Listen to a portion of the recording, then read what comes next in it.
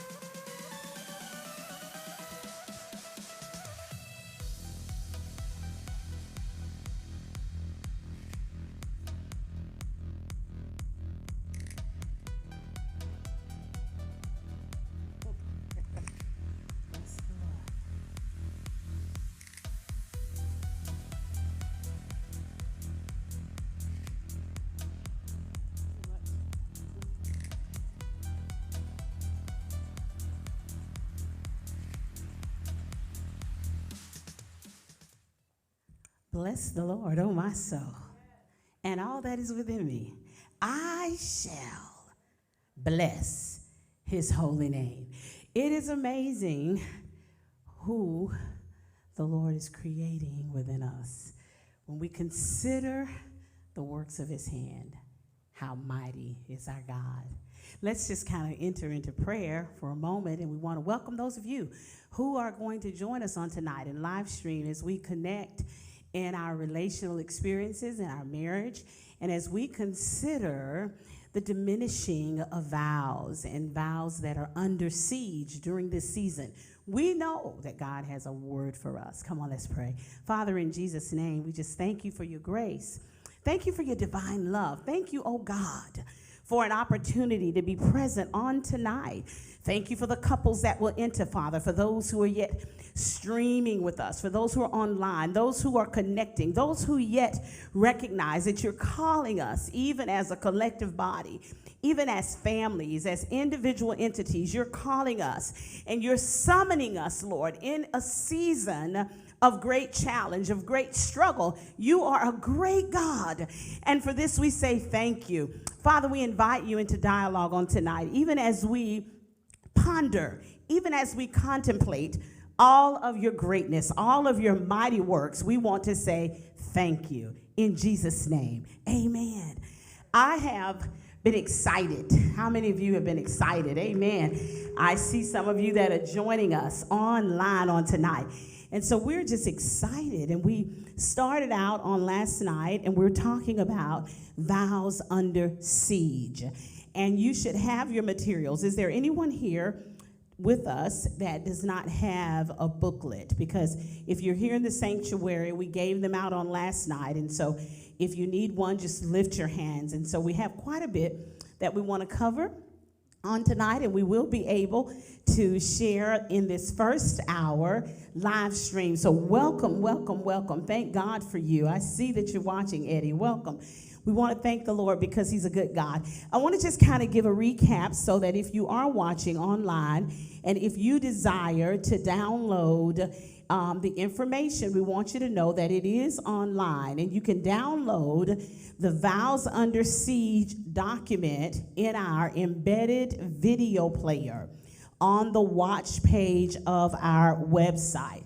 And of course, there are photos of the document will be available on our Facebook page. And so I want to make sure that you get your hands on the material. And I want you to know that whenever you are going forward in marriage and whenever you encounter the storms, you want to be intentional in using your weapons of warfare, and amen, using your information. So I want to remind you of that. So if you would just take a moment and peruse your material. I'm going to pause for just a second for you to kind of peruse your material for what we possibly covered on last night. And we talked about vows being under siege, and we talked about marriage being a collision of two histories. And I think that we went all the way, and I want to pick up at slide, I want to think 26 is where we stopped on last night.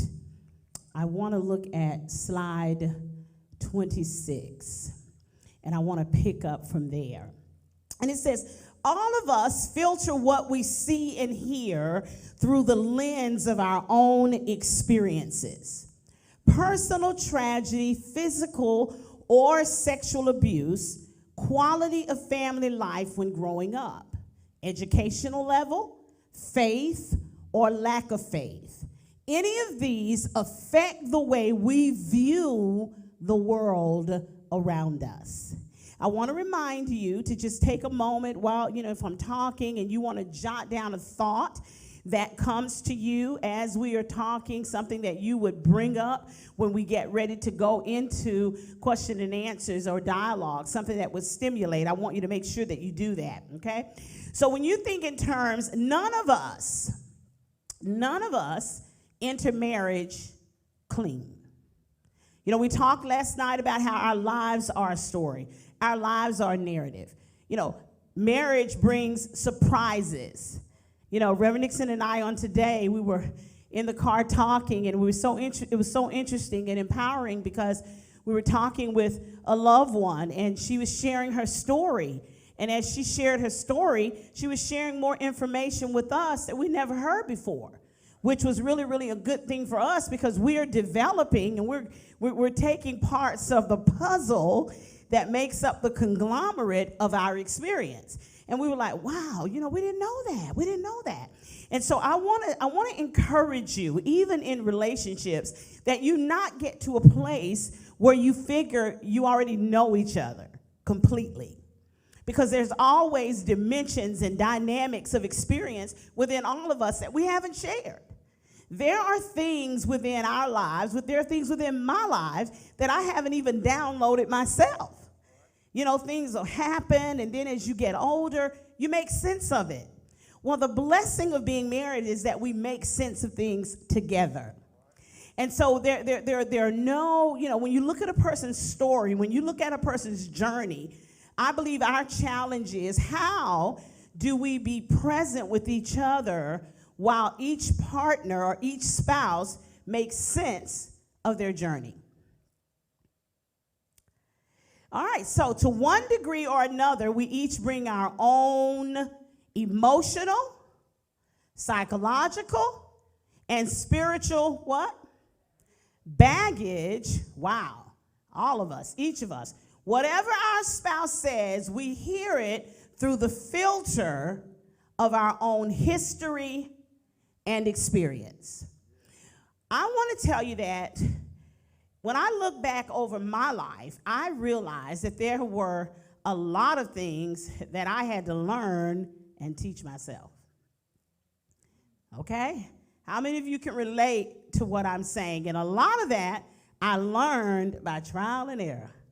All right? So one thing I do realize is that reading and research is a way to enlighten your process and do it at a speed where you can pause to digest, reflect, download, however you might want to describe it. So I want to share a couple of books with you. I want to list some books. So I want you to be able to write this in case you want to jot them down. I want to share some books with you that I think are very, very engaging, that I think are helpful, that I think would be very good to be a part of your library as a married couple, okay? And it just it deals with real issues because we're real people with real issues, okay? And so I want to lift one because I have a little caption, a little clip that I want to show you on tonight. I want you to write down John Gottman, Gottman. And if you're live streaming on tonight, I want you to jot it down as well. John Gottman. And he is over the Gottman Institute. And for those of you that have been sharing in the Marriage Alive ministry here with me, I've exposed you to some of his materials. We talked a lot about the 4 horses of apocalypse. And actually, we're going to do a little talking about that on tonight. But one book that he has out is called The 7 Principles for Making Marriage Work. The 7 Principles for Making Marriage Work. Great book to add to your library. You might say, well, Apostle, I'm not a reader. Just be a researcher, Peruse the table of contents. Peruse the table of contents, and then when you're challenged with something, know where to go back and get it, all right? So that is the 7 principles, hey son, the 7 principles for making marriage work. John M. Gottman, okay? PhD, good stuff, Gottman Institute, okay? Now, this one is for men, and it's entitled The Secrets Men Keep.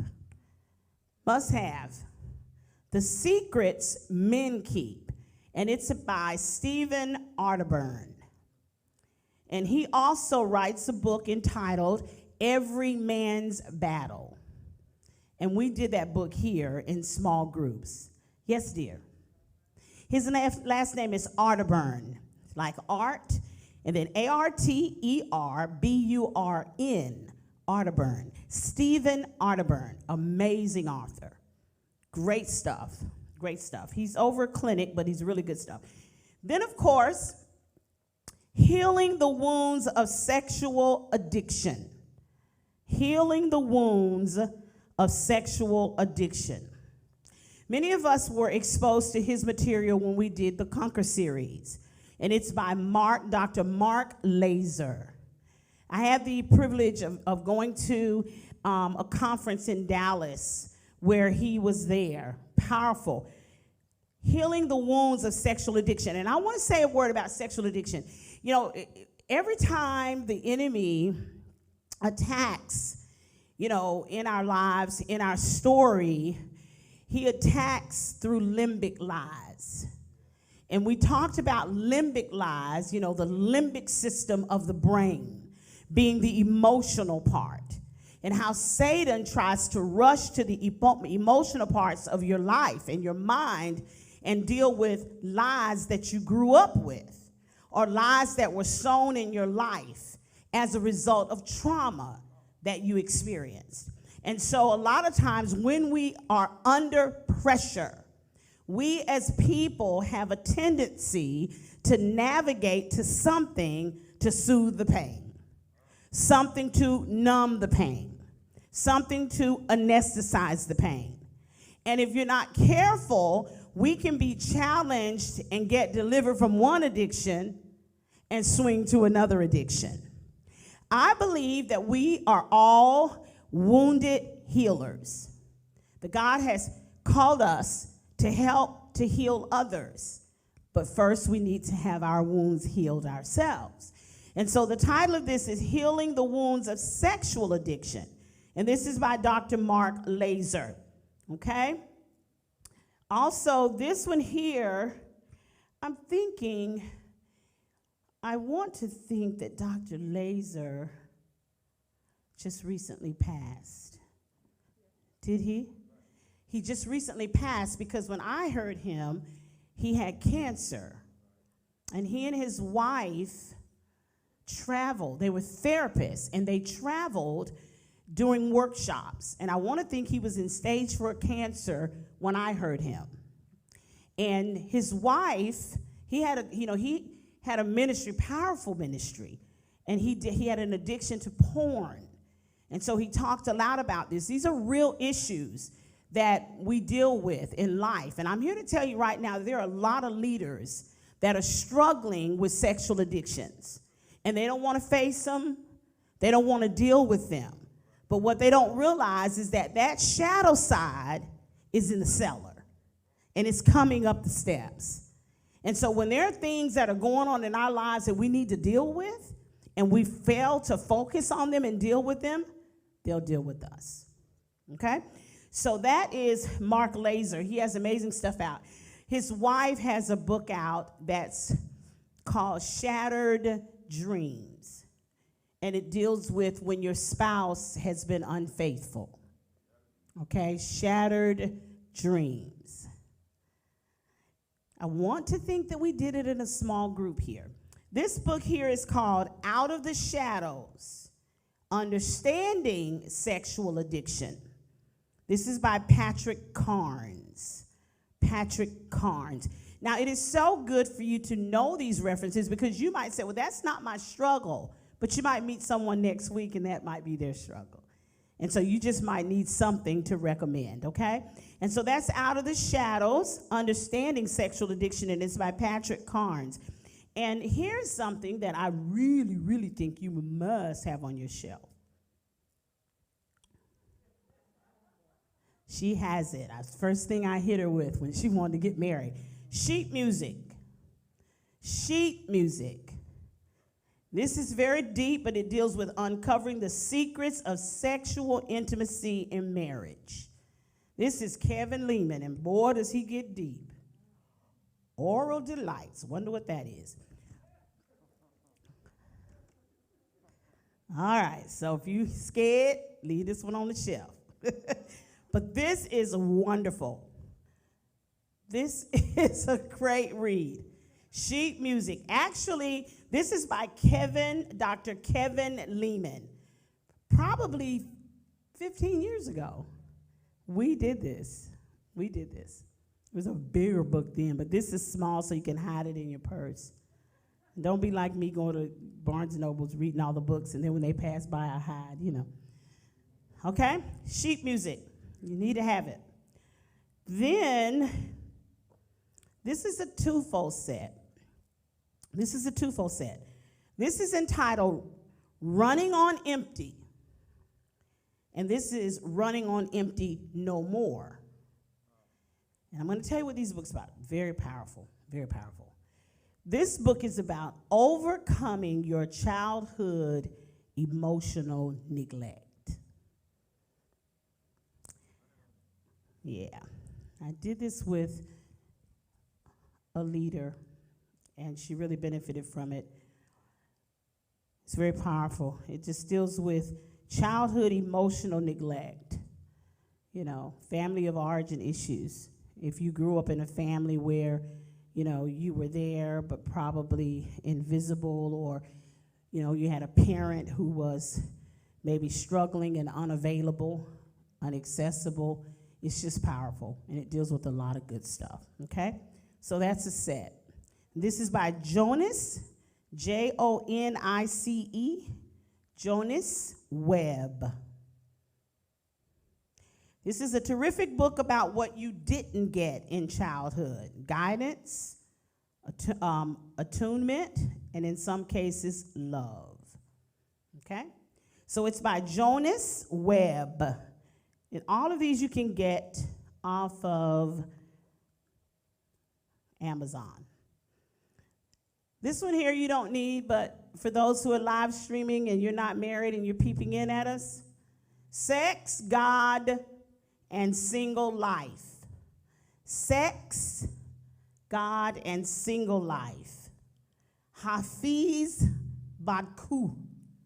You spell that first name H as in Harry, A as in Alpha, F as in what? Foxtrot, E as in Echo, E as in Echo, Z as in Zulu.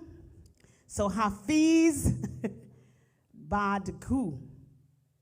B as in boy, A as in Alpha, O as in uh-oh, K as in kilo, and you better be listening. Okay? Okay, so that is good. And this man here is so wonderful. I have to give a little story about this guy. His name is Andrew Lester. And he's an Anglo. And I can remember when Reverend Nixon received orders to go to Texas. And I was like 35, never been away from my mom. I was assistant pastor here at the church, didn't want to go, but the Lord said go. And I went, but before I went to the library to pick up something to read, and I picked up a book on change. And the author was Andy Lester. And I read that book, and I read it more than once. It was amazing. I was like, God, this is like the best book ever. So when I went to Texas and enrolled in clinical studies, they would bring in a theologian and a clinical scholar to do what they called your evaluations. And so for my first evaluation, they flew someone in from the Dallas Theological Seminary, and it was this guy. It was Andy Lester, who had wrote that first book that I read. And when he came in and they introduced who he was and he sat down, I was like, oh my God. So I just happened to have my little book on my desk. So he signed off on it. So he has powerful books out there. He and his wife do marriage therapy. So I actually did my clinical studies as it pertained to marriage and family under him. This book is called Anger: Discovering Your Spiritual Ally. And it's by Andrew Lester. Okay?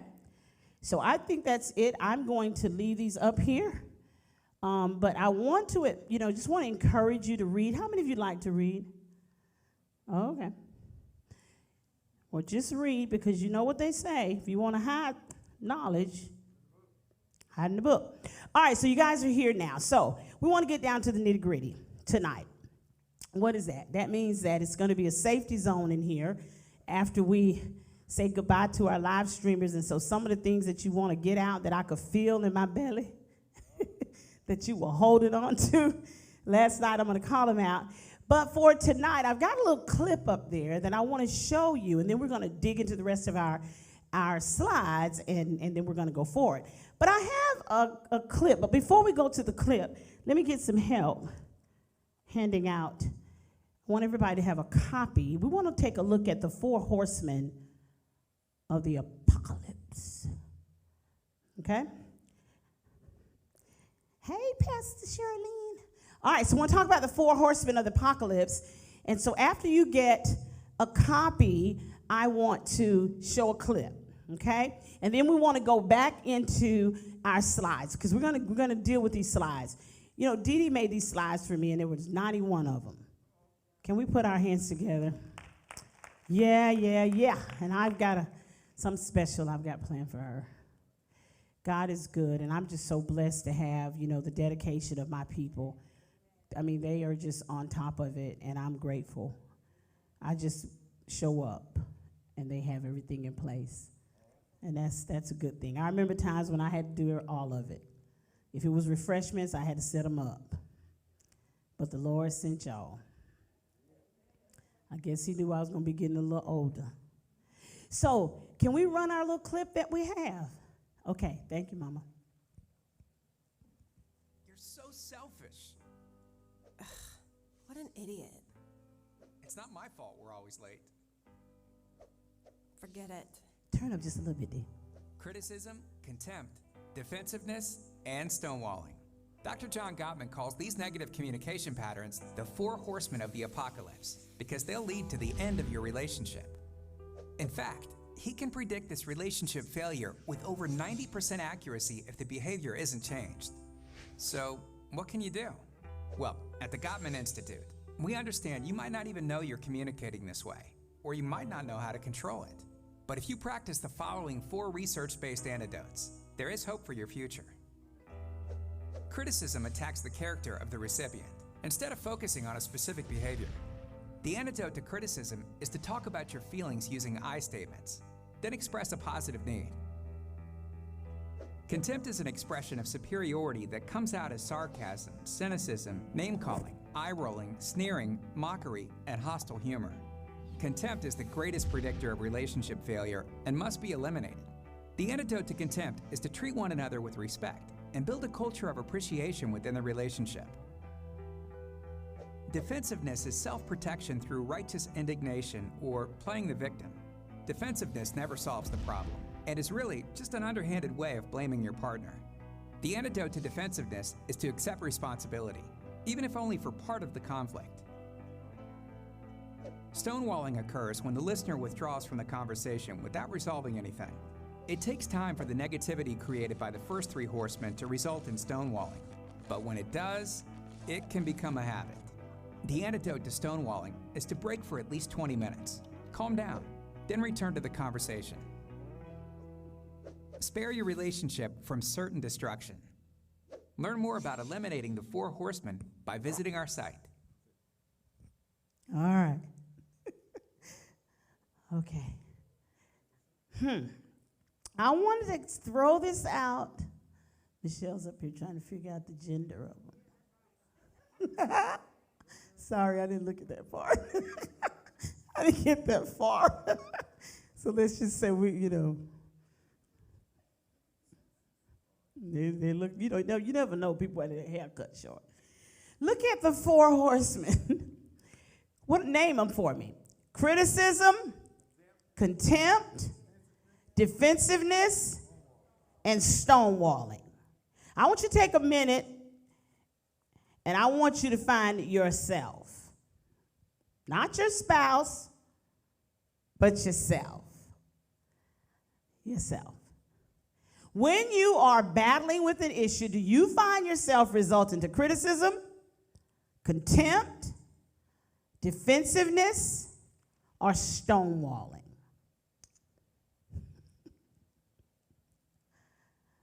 Criticism, the first horseman is criticism. Criticizing your partner is different than offering a critique or voicing a complaint. The latter two are about specific issues, whereas the former is an homing attack. It is an attack on your partner at the core of their character. In effect, you are dismantling what? Their whole being when you criticize. And there's an example. Then look at contempt. The second horseman is contempt. When we communicate in this state, we are truly what? Mean. We treat others with disrespect. We mock them with sarcasm, ridicule, call them names, and mimic or use body language. Body language. Such as what? Eye rolling or scoffing. The target of contempt is made to feel despised and worthless. Number 3, you can read the rest, on your own. Defensiveness. The third horseman is defensiveness, and it's typically a response to what? Criticism. We've all been defensive, and this horseman is nearly omnipresent when relationships are on the rocks. When we feel unjustly accused, we fish for excuses and play what? The innocent victim, so that our partner will, or our spouse will, back off. And then finally, stonewalling. The fourth horseman is stonewalling, which is usually a response to what? Stonewalling occurs when the listener withdraws from the interaction. Does what? Shuts down and simply what? Stops responding to their partner.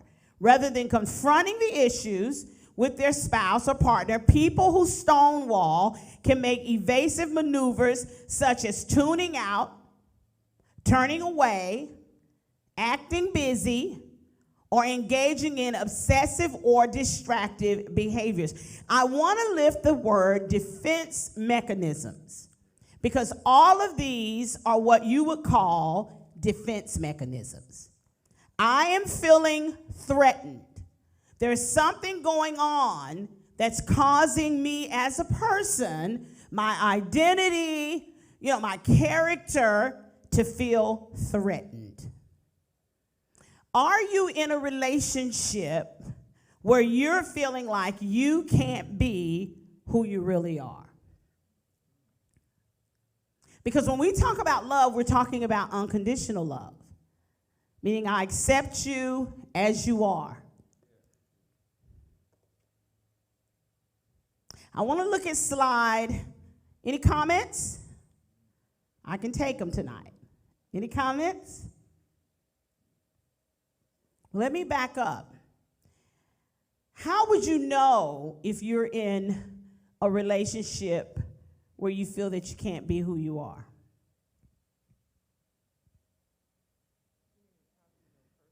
Yeah, how would you know personally?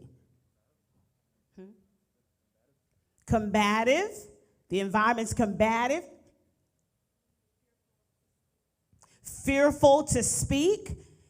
That's powerful because I think we talked about that last night. You know how, okay, wait a minute, this is going on. I don't agree with him, or I don't agree with her, but I'm not going to say it because if I say it, she's going to not want to come to bed tonight. Or if I say it, she's going to be upset or he's going to be upset.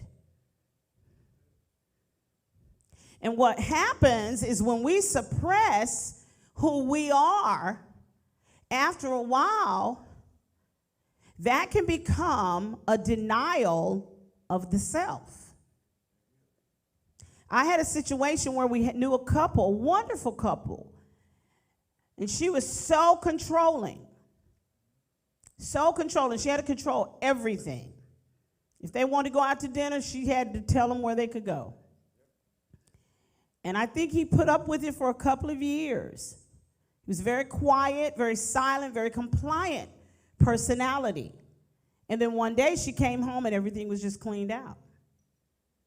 And he was gone. Any comments? Yes, dear.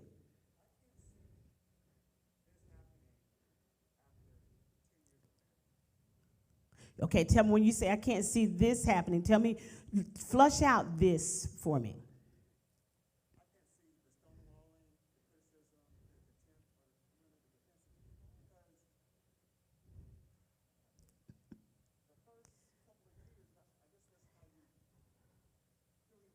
Okay.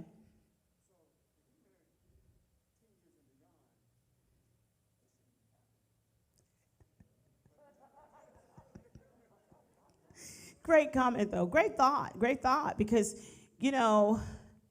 well, I think the whole dynamic would be, is it a healthy relationship? Is it a relationship where we're learning, okay? For example, I was encouraged when I looked at the live stream, we had like about 300 people streaming, and then we were here. So that says to me that someone is intentionally wanting to do some work, okay? But at the same token, I'm sure there were plenty who weren't on there and who weren't in here, and they don't even talk, okay? So you guys kind of laughed a little bit. So what's your response to Deacon McClung's, his sharing, because he's being very, very authentic? Yes, ma'am. I don't think the number of years that you've been married matters, because that can still happen. I deal with that from time to time, and it's been almost 14 years. Yeah. See, the advantage is once you get married, you want to you don't even want to wait till you get married. You want to actually have a healthy place of counseling, a healthy place where you can begin to learn each other's story. Because marriage is the weaving of two stories. We cannot weave what we do not know. Now, statistically, couples that do not get therapy, and even some that get it, they just go to do it. Check the box. But any real therapist or any real, leader, they're going to know if you're really serious about it. Okay? And so even if you get it, sometimes couples don't even really begin to get to a deeper level of communication until the third or fourth year. They'll start out because there are different levels of communication. Remember we talked about the phases of marriage, the honeymoon phase? Honeymoon phase, you only recognize lips and, oh, honey, that's okay. Everything, don't worry. Oh, I love you so much, I don't even see it. Someone's really laughing. Yes, baby. You don't? Why? You need another one?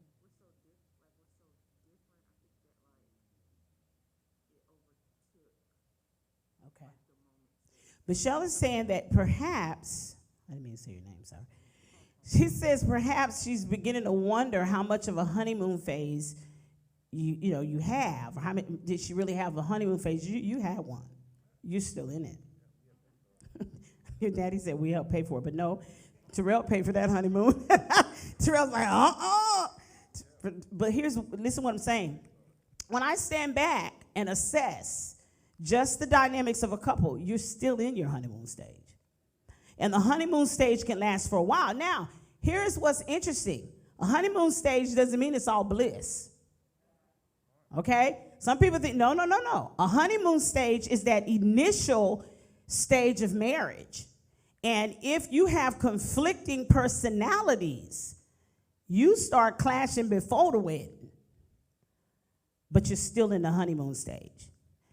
Because the problems get more intense as you develop into shifting seasons of your life. Because who I was when I married him at 18, we would never agree on this. But who I was when I married him at 18 is just not who I am now. Certain things that bother me then, I'll snore on them now, okay? So the honeymoon stage, but then you have that side to marriage where people want to be in a bliss mentality. And then storms come. The problem is not the storm. The problem is when you don't have the tools to weather the storm. Because I can assure you they are coming. I don't care how old you are, there are yet storms to come. And at every season of your life, you will deal with transition. Change is reactionary, okay? But transition is psychological. Any comments? What do you find to be the most challenging experience or the most challenging area in this season of your marriage? Because everybody's not at the same season.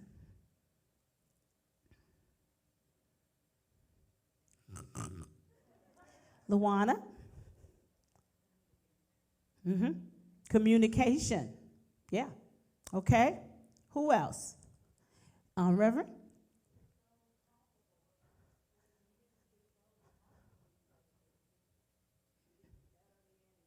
Yeah. It's a commonality. We can easily become common. That is why, for me, I love risk. And I love new stuff.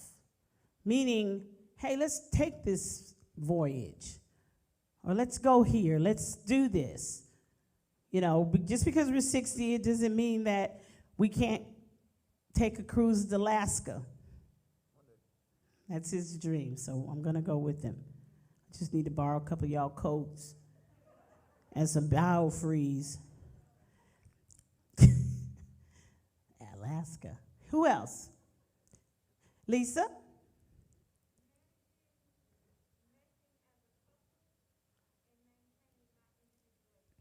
Good. She says, managing as a couple, in other words, meshing the we, but being able to clearly identify with my I, the individuation who I am. Let me throw the name of a book out that's so common to us here. We've done it several times in our small group, but I would advise everybody to read this book. And it's by Miles Monroe. And it's single, married, separated, life after divorce. It's all in there. It is so powerful. It's by Dr. Miles Monroe. It's probably about an $8 book. Single, help me out, married, separated, life after divorce. He hits very hard on self-differentiism. Lisa, I think that y'all help me. I think that a good area, especially with your background, which you probably already have, delved into before, is Bowen, wow, Henry Bowen's Family Systems. And he deals with 8 interlocking pieces. And one that he hits on very heavy is self-differentialism. And he helps you to learn the key. And this is something that all men, this is a concept that all men, as the head of the house, has to grasp. And that is self-differentialism. Remaining an unanxious presence in an anxious environment. Okay? It's called self-differentialism. And Henry Bowen, he does family systems, a lot of stuff online. Gets a little heady after a while, but he deals with self-differentialism. And he says, he talks about it from the leader's perspective. You know, so as a leader of the church, then I certainly have to know how to self-differentiate. But as a leader of the home, as a man, you definitely have to be able to self-differentiate. That is remaining an unanxious presence in an anxious environment because you're the one that has to stimulate that system. And if trouble or trauma hits that system, and you're over here like, oh, Lord Jesus, control the whole system. How do I remain unanxious when everything around me is being tempted, tested, tossed? Comment? Anybody? So I think that's powerful, though, because, see, that's ongoing. You know, the question that was just posed, that's ongoing. It's a dance. Because it also, let me throw out another word, autonomy. Autonomy. Because we are one, but we are so different. And I love who I am. I adore who he is. I love who I am. But I really don't want him to have a need to create me or to shape and mold me, because then that's going to become conflictual, because then he's not going to want me, because he only navigated toward me because I was different. So when we say, you know, if you just was more like me, you don't want that. We say we don't. Comments? Talk to me. I feel lonely. Terrell? How would one get away from routine? How would one get away from routine? Okay, good question. He says, how does one get away from routine? Now, that's a deep question, because I hear routine, but when I flush it out to the marriage experience, what I hear is, how do I get away from my narrative? How in the world do I, Lord have mercy, my family, we've got problems. I'm not talking about my family, current extended family. I'm talking about family of origin. We were crazy. So when I married him, I didn't leave crazy. I don't care what that dress looked like. I brought crazy with me. And so if I brought dysfunction with me, y'all tell me. I'm asking you, I need help. How do I get away from routine? Because routine for me is how I was raised. Talk to me. I think routine is saying that, you know, routine plus habit equals predictability. So we start. Routine plus habit equals predictability. You don't want to be in it so much of you're predictable in everything you do. Routine plus habit. Your spouse can just predict, you know, what time you're going to cut the light out, how you're going to come to bed, you know, and you get so fixated in that state, you know. But all you're saying is, I'm only used to doing what's comfortable for me. And you learn to differentiate and come out of routine plus habit by things like tonight. You learn, you read books, you talk to people, you know, those who've been there. You share your stories, and you be willing to take risk in the marriage, okay? As far as trying something different, doing something different, you know, Because basically all you're saying is I am just comfortable with what in my box, basically. Sometimes you got to come out of that box, to see where your spouse is coming from, to hear, really hear. That's good stuff, baby. Okay. Yes, dear. I'm trying not to call y'all name. Shasta's just kidding. It was too tempting. They can't see you.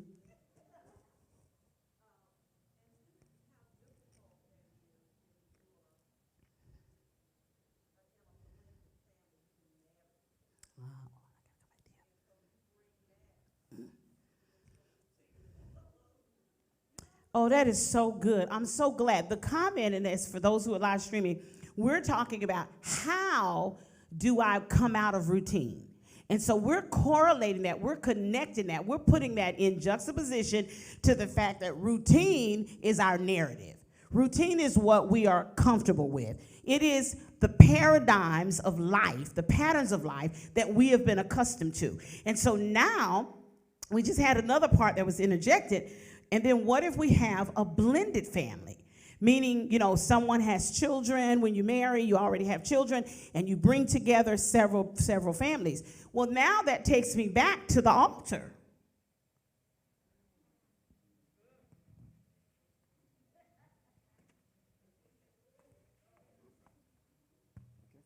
Okay. So here we are. Here we are. Okay. So here we are. So it's he and I. How many did you guys say was up here with us? There was 6. But what if I was married before?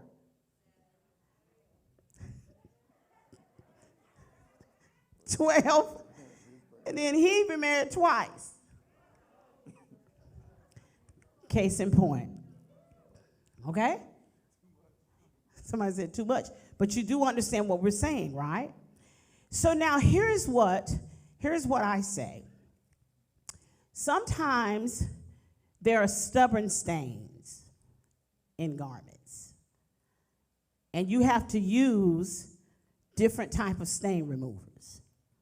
But you keep trying different things until the stain lifts.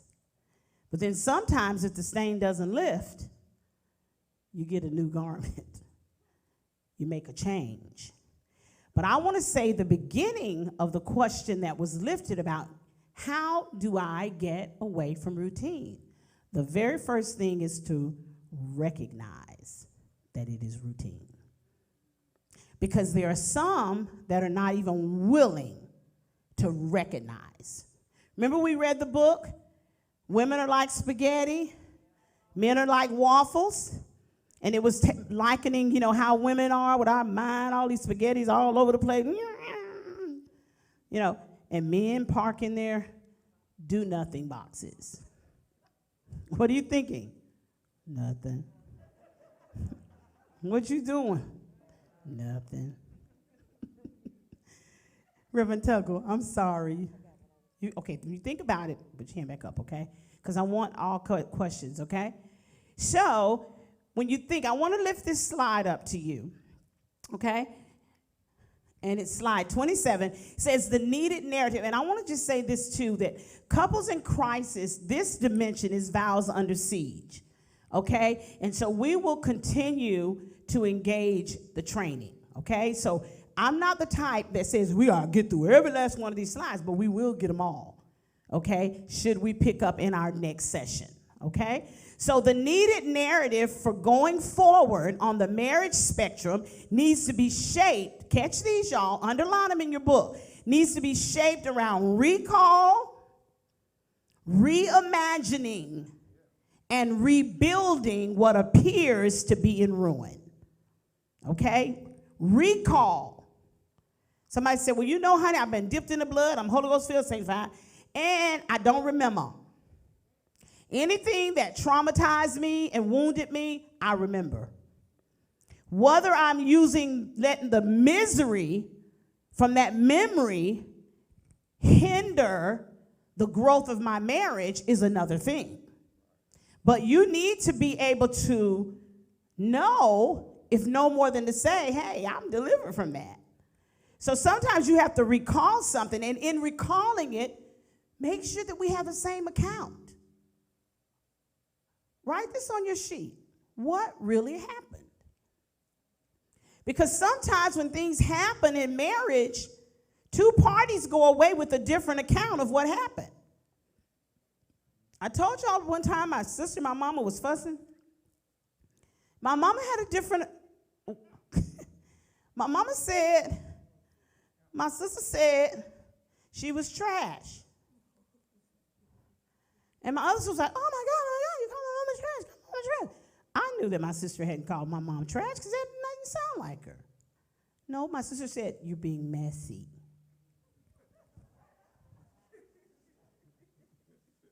She called me trash, I heard it. So what am I saying? How many times have you all engaged in an intense conversation only for both parties to walk away with a different account of what happened? Oh, I feel my help coming on. Yeah. It's like, that's not what I said. You know what? When you're angry, sometimes you don't even remember what you said. Talk to me. Yes, ma'am.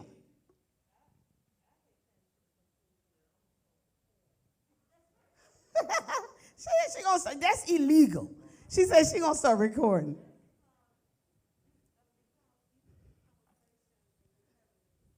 Mm-hmm.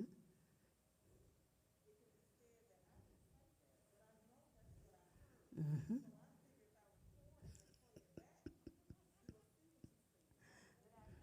No, hold on. Hold on a minute before y'all go get y'all recorders out. Because if, okay, I got you, and I understand what you're saying. But if Reverend Nixon start recording me, I'm going to stop talking authentic stuff. Because he's going to have stuff on recording. If he try, Michelle said she'll delete it. He might try to take me down to the courthouse and have stuff recorded. You going to get to it for me? Okay. What I'm saying, seriously. But now I understand what she's saying, because here, listen, this stuff can get deeper. Guess what? You have an adversary. Satan's job is to get in the midst of your communication and mix it all up and make sure that you hear exactly what's not being said. Because even as women, we hear from our emotional realm. Say, you ask him, how I look? How this look? Baby, it look a little tight. You said I'm ugly. That's not what was said. I'm not ugly. I knew you didn't like me. You wanted Ruth all along. And then it takes on a whole nother life. See, that's what the enemy does. He'll get into communication. That's what he does. Yes, ma'am.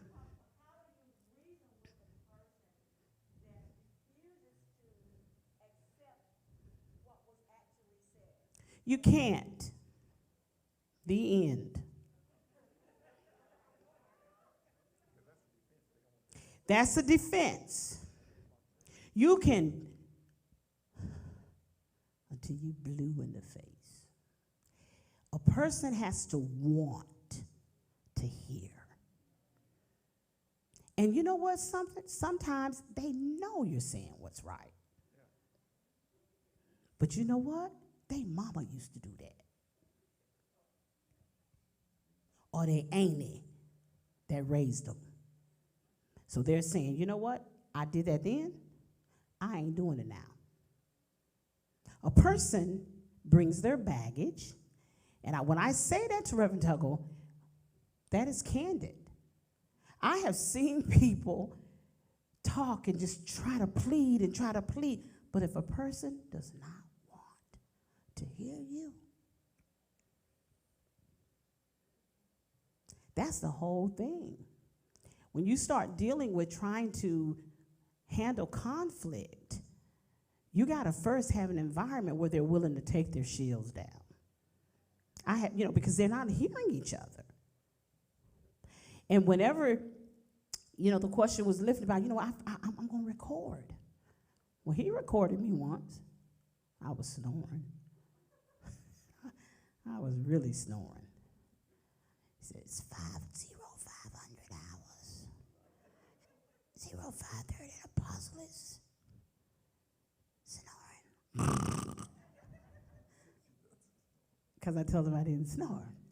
But seriously, y'all, on a serious note, communication is the lifeline of marriage. Anything the enemy can do to block it, to hinder it, to exploit it, to misconstrue it, that's what he's going to do. That is why when you're talking, you need to come back and say, so I heard, did you say, or what I heard you say was, you have to use reflective listening where you reflect back.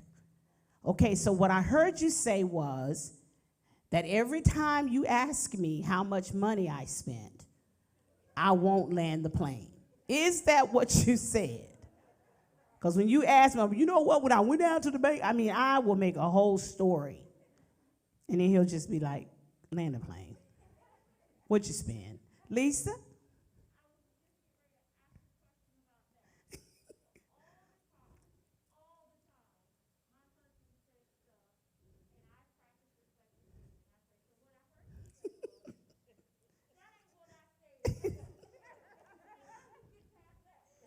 Okay. Well, sometimes when people say things, they really don't even know they said it. Well, what happens is you're both, it's like, and you can pass each other. So he's like saying, I said this, and then you're saying, so that's interesting, because what's happening is you're saying, but this is what I heard. He's saying, but this is what I said. But that's what I heard. Well, guess what they call it? They call that impasse. And so when you get to an impasse, when we get to an impasse, we have to decide if somebody who's going to be the bigger person and tap out and say, well, I think that's what I hear, but Owen?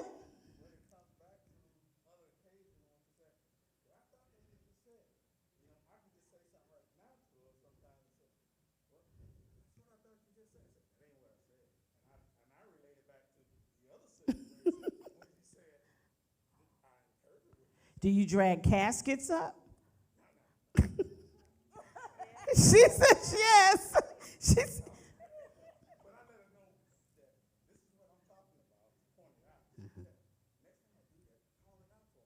Okay. Okay. That's healthy.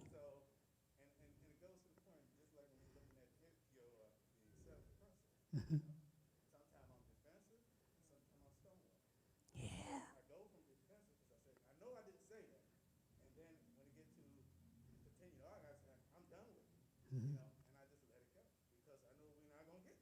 Mm-hmm. You know what's healthy though? And I want to cone in here because this is good stuff. What's healthy is when there's a third person around sometimes. For example, Reverend Dixon and I could be talking, and he'll say, you said such and such. I said, that's not what I said. And then Michelle will say, yes, it is, Mama, I heard you. She said, Mama, that's exactly what you said. And so then I have an invitation. Do I want to hear myself? Do I? So I know sometimes I say, I know what this is. Light-skinned people gives. Honey, I go for whatever I can get. I'm like, I know it's because y'all, y'all would have been in the house, and I would have been in the field. I started trying to grab whatever resource I can, but then Michelle be like, Mama, just go on somewhere. I ain't lying. But at the end of the day, sometimes we don't want to face ourselves. That is what I said. I felt her over there. What's she over there doing? Yeah. But see, and I thank God. Now, my son, on the other hand, he ain't going to weigh in. He ain't going to weigh in. But she'll sit, and she doesn't take sides, which is great. That she don't take sides, that's a good thing. Because sometimes he'll say things, and I'll tell, she's like, Dad, that's exactly what you said. So what we realize that even as we get older, we're not listening to ourselves. We'll put it out there, and it'll come out of our emotions or our stuff, our baggage. When there's nobody in there, say, oh, that is what I heard. Yes, ma'am. What about when you say something and you say it for the moment, for that one particular moment? It only applies to this moment right here. Right. Got you. 5 years down the road, Mm-hmm. you still using what I said in another scenario. But that was for that. That's Yeah. why. But see, that means that it's unresolved for me. That means that I have held on to it. We had an argument about 20 years ago. I called him a couple of names. And he brought it up every year. He said, that's just pure contempt. You call me this, you call me that. I said, Lord, it's the truth. I called him all that. I ain't heard it in a couple of years. I think he's been delivered. So we hold grudges. And when things are unresolved, we drag it back up. Oh, I don't mean no harm by it, but you remember your daddy did call my sister a dog. You haven't gotten over that yet. See, some of y'all sitting there now, y'all have stuff you want to bring up, but you're scared. Oh, you going to be mad? Yes, ma'am. I just wanted to open the door for you.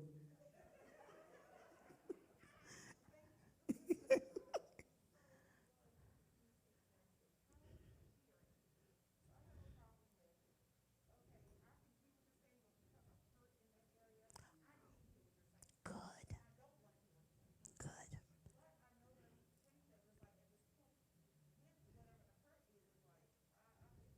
Yeah, yeah. Yeah.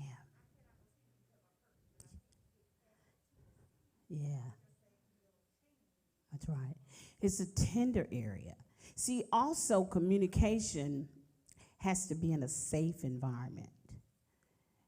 And depending on what we're talking about. I want to say this too, just to throw out. When your spouse is communicating with you about something that's deep and intense, painful, or traumatic, and they confide in you and let you into that sacred space, the last thing you want to do is use it as a weapon when you get angry.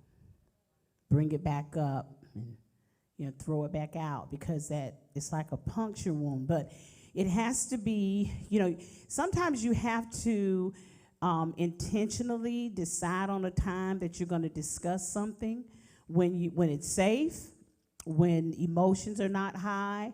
But I think that's important, and I think that we hit on that a little last night, because if I'm hurt and if I've experienced abuse in some type of area, or if I've been traumatized, it's going to matter how we enter that territory.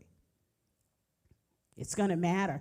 And then I think also that brings up the thought of chapters, bringing closure to things. Because if I have things that I have experienced in my past, hurt, pain, abuse, and I've not received help with that, I've not received, any type of a healing balm of counseling or someone coming alongside of me, those areas can affect my intimacy in my marriage. And when I say intimacy, I'm not talking about the act of sex. Intimacy is what? Into me see. I'm willing to let you see into me if I know it's going to be safe and you're not going to abuse, use, or inflict more harm. But back to what you said earlier, people have to intentionally want to grow and work on their marriage. And also people have to intentionally be willing to release things. Because if I don't want to let go of my anger, can't no one take it from me. Well, I think what you got to be careful not to do is have a need to control. You know what I'm saying? For example, let's say he and I are having a problem, and codependency says, you know that book, Codependent No More? I think it's by Melody Beattie. It's really good, but codependency says, I need him to act a certain way so that I can be happy. Codependency says, I need him to behave a certain way in order for me to be happy. Okay? Make sure you catch that. Because that can easily become controlling. Which means if he's walking around every day, you know, causing a lot of problems, not doing what I need him to do, then if I can't control that, I'm going to be a pretty miserable person. Because my happiness depends on controlling him. So what I have to do is I have to recognize that the only person that I really can control the actions of is myself. And as much as I want a functional relationship, a happy home, a healthy home, I'm only responsible for my own actions. And I can come and just look, you read this on Stonewalling, you hear me? You Stonewaller? I can do that, but if he's, get that out of here. And I'll just drive myself crazy trying to do that. So after a while, you have to say, I can't control that. But what if you say, okay, you recognize the fact that there's a breakdown. Gotcha. And so you say, okay, well, let's get counseling. And they say, well, I don't need to get counseling. I don't have a problem. You have a problem. You can get you a rope and put it around them and drag them to counseling. That's crazy, right? All you can do is offer. But you're a child of God. He says, I'll supply all your needs. That's an impasse. An impasse is when you can't move it. When he and I get an impasse, anybody here ever been at an impasse? Yeah. Oh, you okay. Then intervention has to come in. Okay? Intervention. And I want to encourage you, when you need intervention, you get intervention. Don't ever get to a point where I don't need no counseling, I'm in my business. You don't have no business if your marriage is dying. Okay? So finding an unbiased, healthy third party, but you can't force anybody to do that. But that don't mean that you can't get some help. Now, if you go get some help, you might be on your way for divorce. What do I mean? Why do you think I'm saying that? Because you're going to change. And what you used to put up with, you might not put up with no more. I never forget when we enrolled in clinical studies, the first thing that the instructor asked was, is your marriage healthy? So why is he asking that? He said, because one or two things can happen. When you finish this, if it's healthy, it can grow, But if it's not, it can tear it up. Because you're going to change. Does that make sense? Last sentence. Many are facing relational undertows. I want you to write down quickly what could be a possible relational undertow.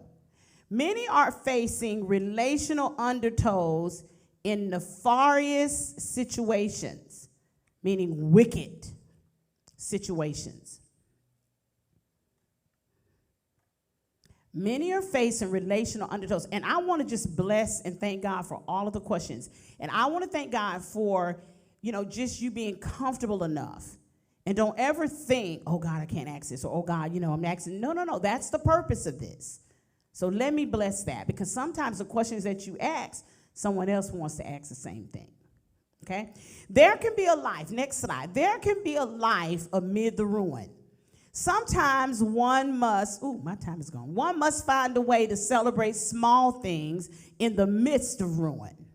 Bringing life out of death, I'm going to do 5 more minutes stream. Bringing life out of death requires that there is a desire to build even in the surroundings of wreckage. In an era of new options, more choices, greater temptations, higher and misguided expectations, consistent anxiety, and epidemic uncertainty, nothing about the process of marrying can be taken for granted. Nothing. The institution and sanctity of marriage is under a severe strain and siege.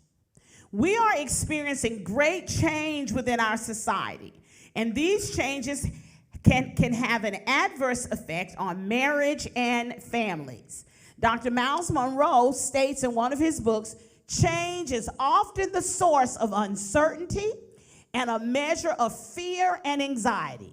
For many, this type of fear is difficult to manage, and it causes varying reactions. Some negative reactions to change include, read them with me, denial, ignorance, isolation, anger, resistance, and resentment. These reactions can cause serious effects on the environment in which the change is taking place. The result can be oppression, suppression, violence, and the spirit of control. Wow, it's already 7:39. Hey, look, great that you tuned in on tonight.